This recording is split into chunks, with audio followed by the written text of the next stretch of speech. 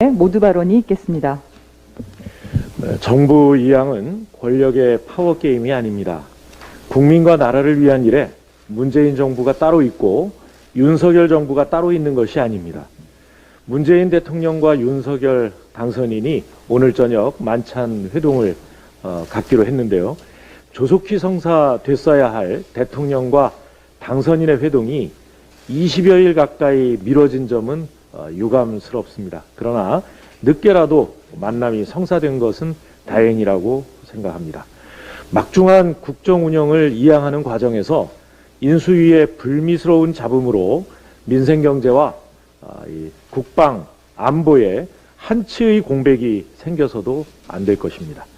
최근 코로나 확산과 국제적 인플레이션 압박, 또 북한의 ICBM 발사 등 대내외적으로 어려움이 가중되고 있습니다. 윤석열 당선인은 문재인 대통령과 충분한 대화를 통해 불안한 국민의 마음을 잘 다잡아 주시기 바랍니다. 윤석열 당선인이 그저께 문재인 정부에서 잘한 것은 이어가겠다 이렇게 말했는데요. 이 말이 행동으로 이어지길 바랍니다. 서울 동부지검이 국민이 납득하지 못할 산자부 압수수색을 벌였습니다.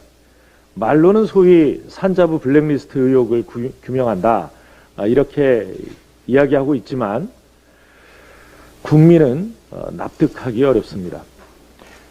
문재인 정부에 대한 청부 수사로 전국 주도권을 틀어쥐고 반대 세력을 탄압하는 검찰 독재의 시작은 아닌지 국민적인 우려가 큽니다. 당초 이 사건은 지난 2019년 국민의힘 고발로 시작됐습니다. 관련자 소환조사 등으로 법석을 떨었지만 별다른 혐의점을 찾지 못했습니다. 사실상 종결 수준에 접어들었던 사건을 검찰이 대선이 끝났다고 이렇게 기다렸다는 듯이 다시 끄집어냈습니다. 아무런 추가 물증이나 정황도 없습니다. 달라진 것이라곤 정치 보복을 공언해왔던 윤석열 후보가 당선됐다는 점 이것 하나밖에 없습니다. 당연히 산자부 압수수색이 국민 눈에는 수상하고 이상할 수밖에 없습니다. 검찰은 문재인 정부에서 사라졌던 정치 보복, 하명 수사 이런 과오를 다시 되살리지 말기 바랍니다. 이미 드러난 범죄 혐의에 집중하고 국민의 의혹을 풀어 나가야 할 것입니다. 특히 엉뚱한 이런 말도 안 되는 수사 벌이지 말고 도이치모터스 주가 조작 사건 같이 범죄 혐의가 명명백백하게 드러난 수사부터 마무리를 지으십시오.